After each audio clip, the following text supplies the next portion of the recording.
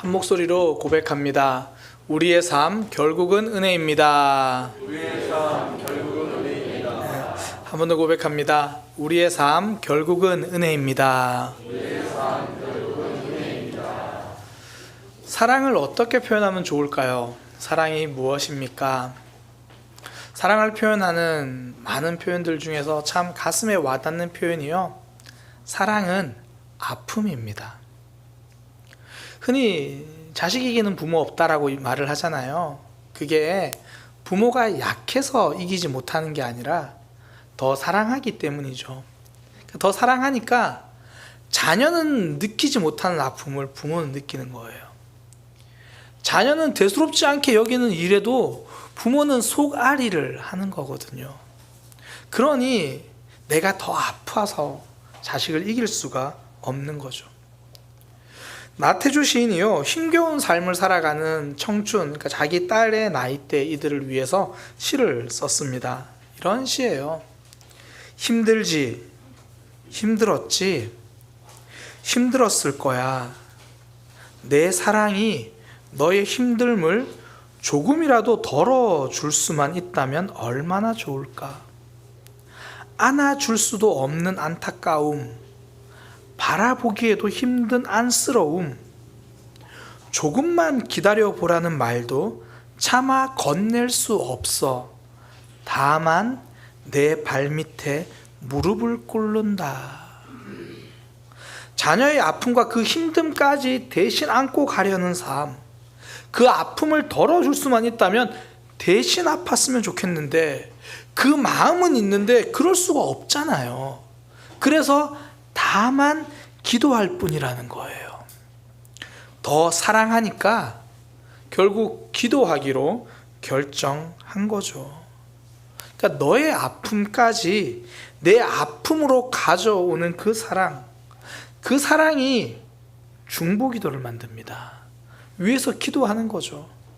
그러니까 중보기도는 그 사람이 흘려야 할 눈물을 나도 함께 흘려주는 겁니다.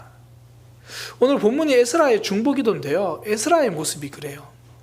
이스라엘 백성들이 흘려야 할 회개의 눈물을 에스라가 흘리고 있습니다. 에스라가 이스라엘 민족을 참 사랑했거든요. 나라와 민족을 뜨겁게 사랑하는 마음으로 이스라엘 땅까지 왔어요. 그 에스라 7장 10절에 보면 에스라를 이렇게 소개합니다. 에스라가 여호와의 율법을 연구하여 준행하며 율례와 규례를 이스라엘에게로 가르치기로 결심하였더라. 그러니까 내가 아는 하나님을 이스라엘 백성들도 알았으면 좋겠는 거예요.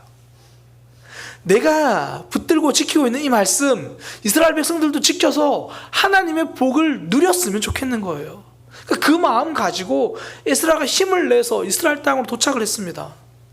도착해서 막상 이스라엘 백성들을 만났는데 시간이 얼마 지나지 않아서 그 속사정을 알고 나니까 이스라엘이 지금 속병이 들어있는 거예요.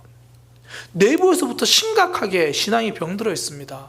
얼마나 심각했냐면 우리가 지난주에 살펴봤지만 모두가 병들었는데 아무도 아프지 않은 거예요. 진짜 병든 이스라엘 모습 보면서 에스라가 울어요. 울면서 기도합니다. 하나님 어떻게 합니까? 우리의 죄가 쌓여서 머리끝까지 넘칩니다. 정수리에 넘쳤습니다. 죄가 쌓여서 하늘에까지 닿았습니다. 하나님 이거 어떡합니까?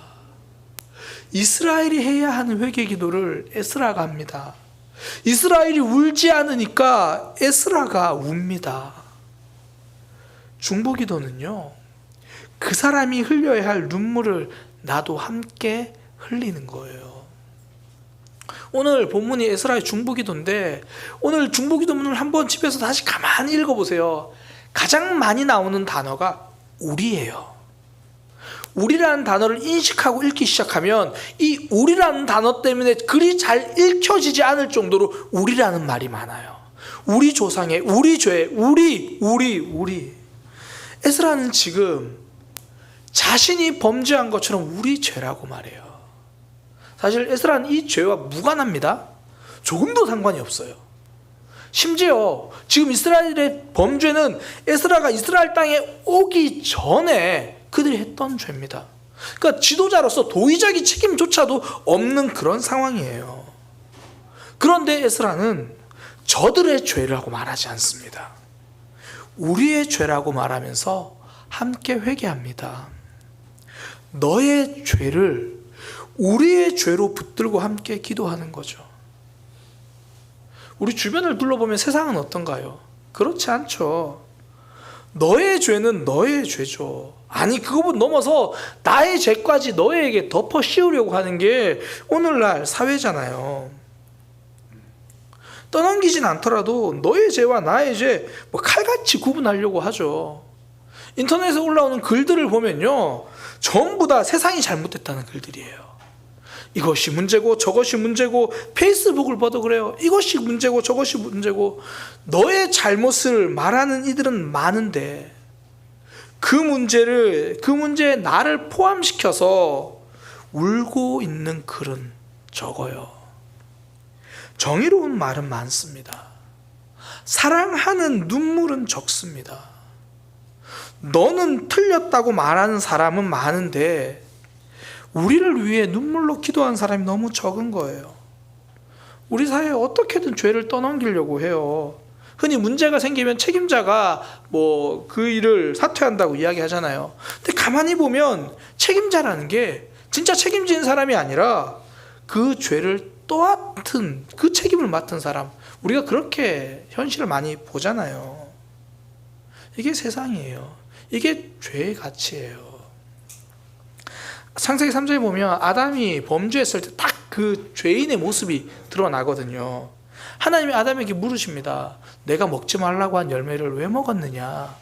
그때 아담이 하는 말, 하나님이 내게 주신 그 여자가 먹으라고 해서 먹었습니다.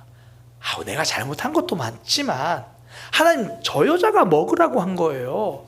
그리고 저 여자는 하나님이 보내주신 여자잖아요. 그렇게 이야기를 하는 거예요. 이 문제를 가지고 우리가 아파하기 전에 먼저 계속 죄를 떠넘기게 하려고 하는 거죠. 근데 이 에스라는 달라요. 이스라엘의 죄를 들은 에스라는 그들을 책망하기 전에 먼저 주저앉아서 울어요. 백성들에게 화를 내기는커녕 그들과 하나라는 마음으로 회개하며 기도합니다. 그 사람들이 흘려야 할 눈물, 나도 함께 흘리며 중보기도를 하는 거예요. 지난 주일 예배를 마치고요, 우리 교회 중보기도팀, 이제 세움기도팀이라고 하는 2023년 세움기도팀이 함께 모였어요. 그때 세움기도 팀장님이 유다서 말씀을 함께 나눠주셨는데요. 유다서 말씀 이거예요. 사랑하는 자들아, 너희는 너희의 지극히 거룩한 믿음 위에 자신을 세우며 성령으로 기도하며 하나님의 사랑 안에서 자신을 지키며 영생을 이루도록 우리 주 예수 그리스도의 긍휼을 기다리라. 교회와 다른 지체들을 위해서 기도하자고 모인 그 세움기도팀이잖아요.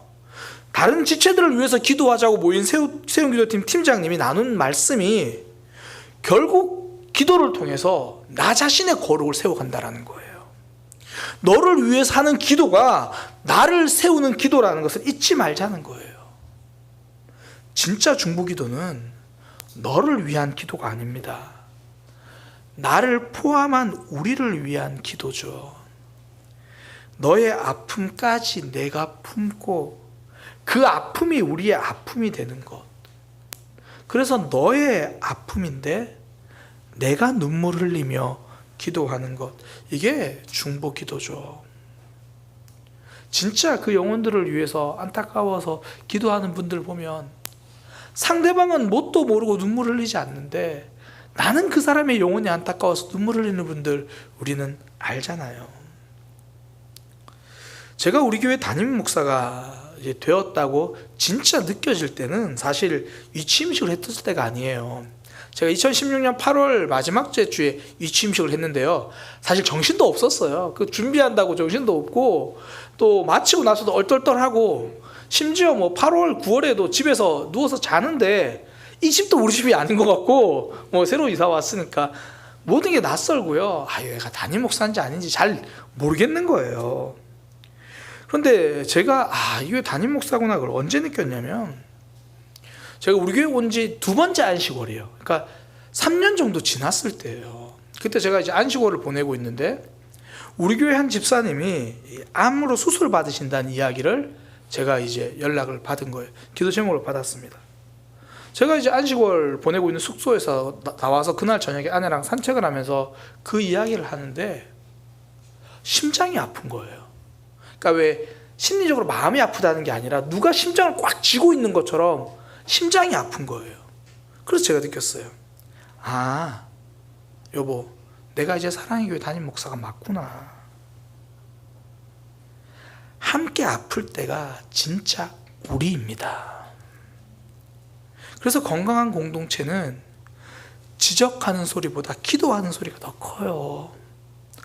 너의 잘못이라고 말하기 전에 우리의 아픔이라고 말하면서 우는 거죠. 그것이 교회이고 그것이 하나님 나라입니다. 내가 있는 곳이 하나님 나라가 되기를 원하면요, 이 중보기도의 영성이 회복되면 되는 거죠. 그러니까 가정에서 남편의 잘못, 아내의 잘못, 자녀의 잘못, 부모의 잘못, 너의 잘못이 사라지고 우리의 아픔이 되면 그 가정이 하나님 나라가 이루어집니다. 우리 구역에서 너의 잘못이 사라지고 우리의 아픔이 되면 그 구역 모임이 하나님 나라가 되는 거예요. 직장에서는 어디든지 내가 속한 곳에서 저 사람의 잘못이 사라지고 내가 울고 기도하는 아픔이 되는 순간 내가 속한 공동체는 하나님 나라가 됩니다. 너의 아픔에 내가 울면서 기도하는 그 중보기도가 우리가 있는 곳을 하나님 나라로 만들게 되는 거죠. 에스라는 지금 이스라엘의 공동체의 죄를 우리의 죄로 고백하며 기도하는 겁니다. 우리 주변을 보면 안타까운 일들이 보여요. 왜 저러나, 안타까움을 너무 아쉬운 마음, 때로는 그 모습 때문에 미워하는 마음이 들 때도 있어요. 그때 우린 깨닫습니다. 하나님 나라가 이루어지기 위해서 내가 저 아쉬움과 안타까움을 아픔으로 품고 기도할 수 있는 영성이 회복되게 하여 주옵소서. 이것이 하나님 나라를 만들어가는 공동체 기도의 영성이죠. 그리고 에스라의 그 기도를 살펴봤더니 그 중보기도 내용이요, 하나님의 은혜를 붙들고 기도해요. 그 내용이 8절과 9절인데 뭐 이런 거예요. 하나님, 우리 조상 때부터 지금까지 우리는 정말 죄인입니다. 우리 모습 아무리 봐도 죄투성입니다. 이런 우리가 다시 예루살렘에서 이렇게 예배할 수 있게 된 거, 그거 하나님의 은혜입니다. 우리를 이렇게 남겨주신 것 하나님의 은혜입니다. 그렇게 기도하는 거예요. 그렇게 하나님의 은혜입니다. 그런데도 우리는 죄를 지었네요. 그럼 하나님께 회개해요. 왜 그렇습니까? 그때 그 은혜 다시 필요해서 하나님께 기도하는 거죠. 하나님의 은혜를 아는 사람이 중보 기도합니다.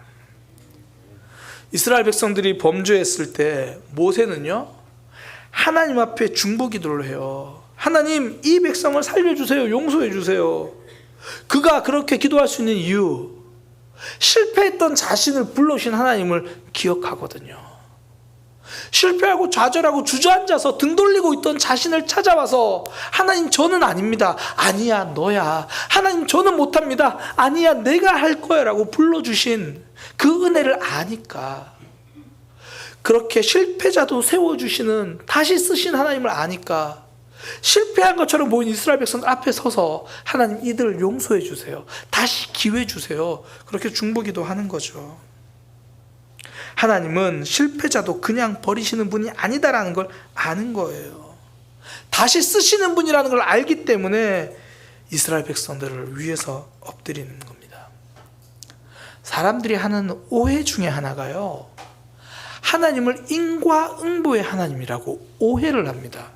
하나님은 잘하는 사람 복 주시고 못하는 사람 벌 주시는 이런 인과응보의 하나님입니다. 그렇지 않아요. 하나님이 아담을 창조하시고 아담이 아무것도 하기 전에 창조하시고 처음 하신 일이 복 주신 거예요. 하나님이 아브라함을 부르시고 그가 무엇을 하기 전에 먼저 부르시고 하시는 말씀, 내가 너를 복의 근원이 되게 해주겠다. 그냥 복 주셨어요. 그런데 그 아담이 하나님을 피해서 하나님을 떠나서 범죄했습니다. 그랬더니 하나님은 그 아담을 찾아와가지고 하시는 말씀, 야, 내가 너한테 준 게 얼만데, 내가 너한테 해준 게 얼만데 너 이럴 수가 있냐? 이제 너와 나는 성 긋자, 우리는 단절이다, 이러지 않으셨어요. 부끄러워서 숨으니까, 자기 존재 자체를 부끄러워하니까 하나님은 가죽옷을 지어서 덮어주십니다. 옷을 입혀주시는 분이에요. 다시 은혜를 주시는 분입니다. 사실 우리가 뭘 잘해가지고 하나님의 백성 삼으신 게 아니잖아요. 그냥 우리를 불러주신 거잖아요. 그래서 우리는 이걸 부르심이라고 말합니다. 이 부르심의 은혜가 얼마나 기쁜지 궁금하신 분들은 그저께 금요기도회 설교를 들어보시면 됩니다. 바로 며칠 전에 금요기도회 설교 때 이 부르심에 대해서 함께 나눴거든요. 그냥 은혜로 불러주신 거예요. 그렇게 은혜로 불러주셨는데 우리가 그 은혜도 모르고 또 하나님을 멀리하면, 또 도망가고 떠나면 하나님은 어떻게 하실까요? 기다리십니다. 기다리고 돌아올 때까지 기다리십니다. 그렇게 돌아오면 안아주고 회복시키시는 거죠. 그래도 안 돌아오면 어떡하나요? 직접 사람의 몸으로 오셔서 우리를 찾아오십니다. 이게 기독교예요. 십자가가 그거예요. 죄인을 직접 찾아오셔서 회복시켜 주신 하나님, 그분이 죽고 나를 살린 이야기, 그 하나님의 은혜를 아는 사람이 중보기도를 합니다. 나를 살려주신 사랑을 아니까 너도 살려주실 하나님을 알고 기도하는 거죠. 내가 하나님 믿고 받은 은혜가 크니까 내 자녀도, 우리 부모님도, 내 주변의 사람들도 하나님을 알기를 원하는 마음으로 기도하는 거죠. 살려준 은혜를 아는 사람이 살리실 하나님의 은혜를 기억하며 기도하는 거죠. TV 프로그램 중에 왜 동물농장이라는 프로그램 있잖아요. 거기에 나왔던 이제 편 중에서 영월이라고 하는 고양이가 소개된 적이 있어요. 그러니까 고양이 이름을 영월이라고 이제 지어준 거예요. 어느 날 회사 사무실에 고양이 한 마리가 들어온 거예요. 근데 그 고양이가 다른 고양이들하고 좀 다르게 사람을 경계하기보다는 사람한테 와서 은근히 부대끼는 거예요. 그리고 간식을 주면 잘 먹고. 그러니까 사람들이 사무실에서 너무 그 고양이가 귀여워서 이름을 이제 영월이라고 짓고 간식도 주고 먹을 것도 주고, 이 고양이가 가장 좋아하는 은신처 박스도 하나 이제 마련해서 쉬게도 해주고 그러고 있었어요. 근데 문제는 한 달 뒤입니다. 한 달 뒤쯤 지나니까 이 영월이가 사무실에 눌러앉은 지 한 달 정도 지나니까 어느 날부터 새끼 고양이를 한 마리씩 물고 오는 거예요. 그렇게 새끼 고양이 5마리를 사무실에 물고 온 거예요. 당연히 뭐 그 5마리도 이제 직원들이 사랑하고 이제 돌봐준 겁니다. 그러니까 영월이라고 이름 붙여진 그 고양이가 사무실로 새끼를 물어온 이유가 무엇입니까? 단순해요. 여긴 안전하니까. 여기 오니까 날 돌봐주고 보호해 주니까, 살려주니까, 그러니 내 새끼도 살려줄 거라고 믿으니까 그런 거죠. 날 살려주시는 애를 기억하면요, 내 주변 사람들 살려달라고 요청하는 거예요. 날 찾아오신 하나님 은혜를 아니까 그 하나님을 기대하며 기도하는 겁니다. 사실 자녀들의 신앙 문제가 부모님들에게 큰 아픔이잖아요. 한 집사님이 이 자녀들의 믿음 생활을 놓고 이렇게 말씀하시더라고요. 하나님이 저를 찾아와 주셨습니다. 그러니 우리 자녀들에게도 찾아와 주실 것입니다. 그래서 저는 하나님께 기도합니다. 자녀들의 믿음을 보면 답답할 때도 있죠. 그러나 아프기는 해도 좌절하지는 않는 거예요. 낙심할 때도 있죠. 그러나 포기하지는 않는 거예요. 내게 은혜 주신 하나님을 믿기 때문이죠. 우리도 신앙생활 하다 보면, 삶을 살아가다 보면 상황이 좌절될 때도 있고, 특별히 뭐 변화되지 않는 그 사람 때문에 마음이 무너질 때도 있잖아요. 성도는 그때 하나님의 은혜를 기억하는 겁니다. 우리 하나님이 나도 변화시켰는데 저 사람도 변화시켜 주시겠지. 그 사람과 싸우기보다 하나님 앞에 엎드리는 거죠. 다시 살려주신 하나님을 붙들고 내 인생 다시 살려주실 하나님 앞에 나아가는 거예요. 우리가 정말 마음이 무너져 있을 때 하나님이 여러 모양으로 우리를 살려주셨잖아요. 다시 살려주신 그 하나님 붙들고 가는 겁니다. 에스라가요 이스라엘 백성들의 죄를 고백하면서 오늘 본문에 보니까 참 이 표현이 참 정확해요. 이 끝에서 저 끝까지 더러움으로 채워졌다 그래요. 이게 표현이 너무 더러움으로 채워졌다. 이스라엘 백성들의 모습이 그렇다는 거예요. 그런데도 하나님께 그 문제를 가지고 와서 기도해요. 왜 그렇습니까? 더러움으로 채워져도 하나님은 폐기하지 않으신다는 걸 알기 때문이에요. 멸망하기 전에 이스라엘 백성들의 모습을 보면요, 수많은 선지자들이 돌아오라고 외칩니다. 그런데 돌아오지 않아요. 우리가 아는 이름만 들어봐도 정말 어떤 예레미야 선지자, 이사야 선지자, 그 많은 선지자들이 계속 외쳤는데도 그들이 하나님 앞에 돌아오지 않아요. 정말 죄가 이 끝에서 저 끝까지 가득 차서 도무지 가망이 없어 보입니다. 그래서 망해요. 이런 이스라엘 백성들에게 무슨 소망이 있을까? 그 모습을 보면 회복을 기도할 염치도 없고 회복을 기대할 수도 없는 새로운 소망도 없어요. 폐기 처분당해도 할 말이 없어요. 그런데 그렇게 멸망해서 바벨론으로 갔는데 하나님은 이 바벨론이 쓰레기통이 아니라 재활용 공장이었다는 것을 보여주시는 거예요. 거기서 믿음의 사람 다니엘이 세워집니다. 에스라는 그곳에서 태어나서 자라서 하나님의 말씀 붙들고 살아가는 사람입니다. 범죄로 완전히 망해버렸어요. 그러나 이스라엘 나라가 망한 것이지 하나님의 계획이 망한 것이 아닙니다. 이스라엘은 망해도 다시 재활용해서 살려내는 그 하나님, 다시 우리를 리폼해서 다시 쓰신 하나님, 하나님은 무너진 곳에서 다시 일으켜 세우십니다. 폐기 처분당해도 할 말 없는데 재활용해 주시고 우리를 붙들어 주는 거죠. 아마 우리 성도님들 중에서, 아니 우리가 아는 주변에 믿음 좋은 사람들 중에서 하나님의 말씀 듣고 한 번에 회개한 분들도 있을 거예요. 또 회개하고 나서 다시는 그런 죄를 범하지 않는 그런 멋진 분들도 저는 잘 보지 못했지만 아마 있을 수도 있어요.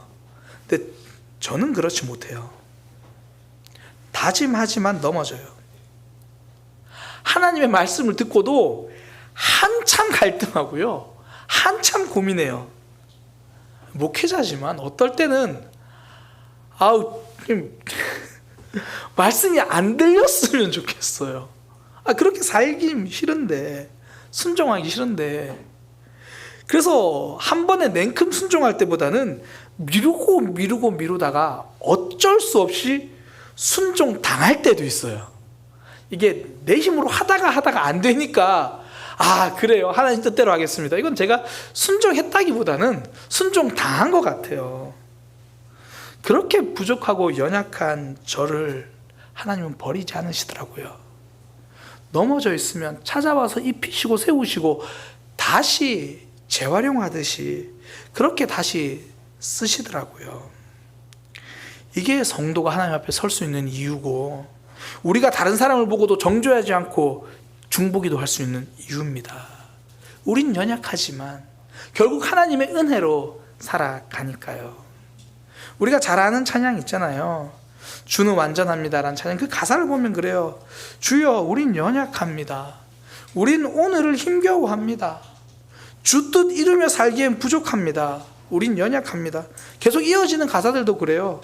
주여 우린 넘어집니다. 오늘 하루 또 실수합니다. 주의 긍휼을 구하는 죄인입니다.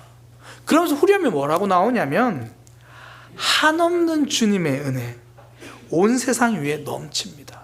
그러니까 나는 연약한 거죠. 나는 부족한 거죠. 그런데 우리가 기도하고 찬양하는 이유, 그 은혜가 우리 가운데 있기 때문이죠. 우리의 죄가 클수록 하나님은 더 큰 은혜로 우리를 찾아오십니다. 그게 로마서 5장 20절이에요. 죄가 더한 곳에 은혜가 더욱 넘쳤나니. 세상의 가치관은요, 죄가 더한 곳에 심판이 더 넘칠 거라고 그렇게 이야기를 해요. 그러나 하나님은요, 사랑 안에서, 그 사랑 안에서 죄인을 은혜로 보듬어 주십니다. 다시 회복시켜 주시는 거예요. 하나님의 은혜는 죄인도 폐기 처분하지 않고 다시 쓰시는 재활용의 은혜입니다. 요즘 세상도 재활용을 많이 강조하잖아요. 뭐 지구를 생각하자, 환경을 생각하자, 그러면서 일회용 용품을 줄이고 뭐 재활용할 수 있는 거 쓰자 강조합니다. 뭐 그러다 보니까 이제 기업들도 이미지 때문에 덩달아 거기에 동참을 해요. 근데 뚜껑을 열어보고 안을 자세히 들여다보고 아는 사람들이 그러는데 그거 9호일 때가 더 많대요. 그 프랜차이즈 가맹점 하시는 분이 하시는 말이 제가 이야기를 들었는데, 본사에서 이제 일회용품을 줄이자 그러고 정작 그 비용은 가맹점주들에게 다 떠넘긴다는 거예요. 뭐 그런 거죠.